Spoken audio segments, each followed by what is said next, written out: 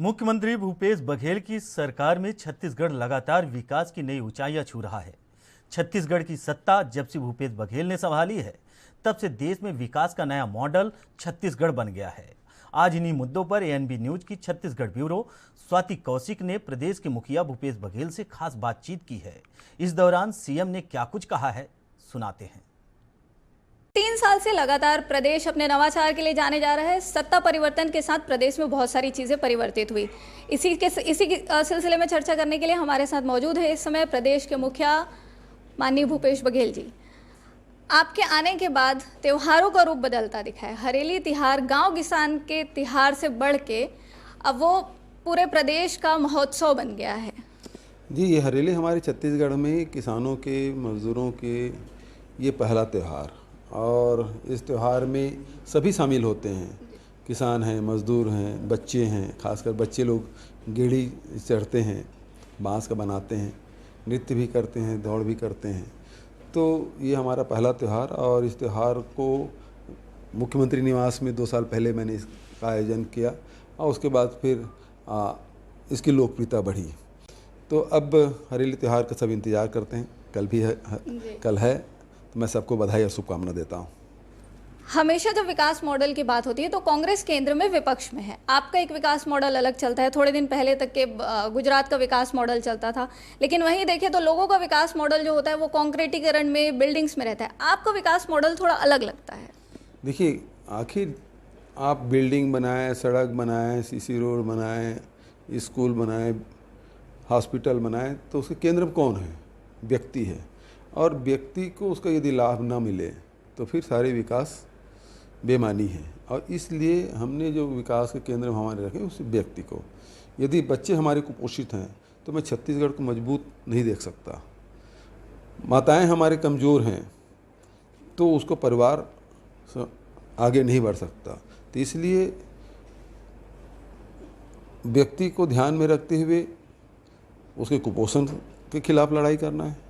फिर उसकी शिक्षा की व्यवस्था होना चाहिए, फिर स्वास्थ्य की व्यवस्था होना चाहिए, और तीसरा फिर रोजगार।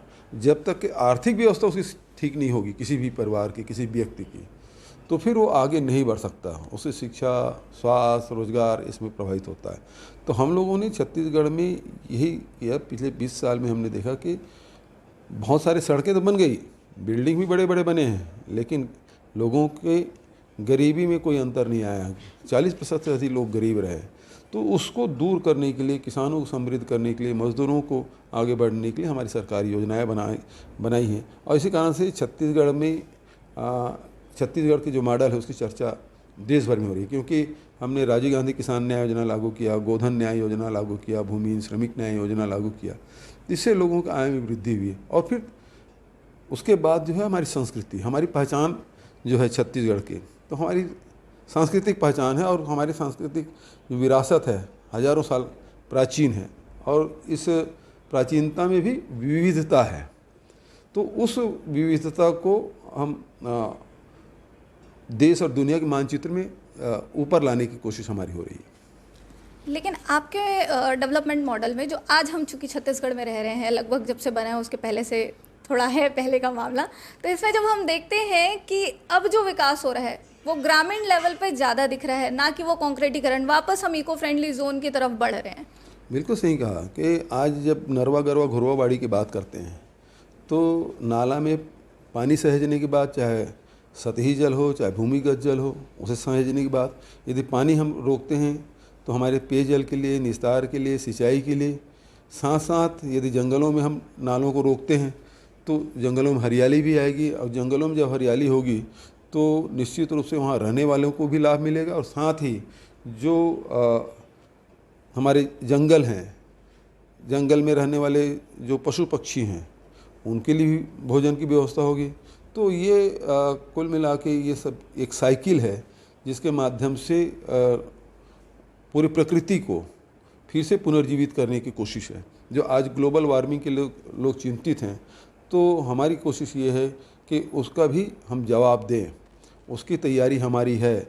भले हमारा प्रदेश छोटा क्यों न हो, लेकिन उससे लड़ाई लड़ने के लिए हमारे कदम आगे बढ़ रहे हैं।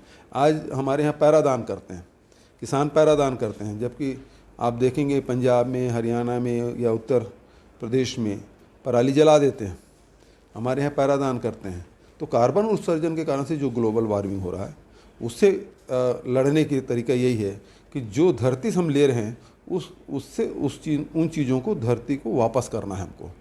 तो वो कोशिश हमारी है और इससे निश्चित रूप से जहाँ जंगलों को बचाने में हम सफल हो रहे हैं, हरियाली लाने में सफल हो रहे हैं, धरती की जो नमी है वो लाने की कोशिश हम कर रहे हैं, और साथ ही कार्बन उत्सर्जन कम से कम हो, ये हमारी कोशिश।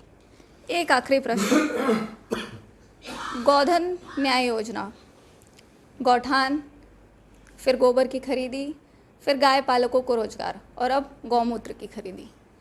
किसानों का आय बढ़ाना है तो फसल के जो उत्पादन हैं, धरती से जो उत्पादन कर रहे हैं उसकी कीमत मिलना चाहिए। तो जो धरती से हमको उत्पादन होता है, चाहे फसल के माध्यम से, फसल में हमारे केवल धान ही नहीं है, मक्का भी है, मिलेट से भी है, उसका समर्थन मूल्य घोषित करना, उसकी खरीदी करना। फिर हमारे जंगल बहुत हैं, 44% जंगल है, तो लघु उन पर खरीदी, उसके वैल्यू एडिशन करना, उसको सही कीमत दिलाना, वो हमारी जिम्मेदारी है। एक पक्ष ये हो गया जो उत्पादन हो रहे धरती से।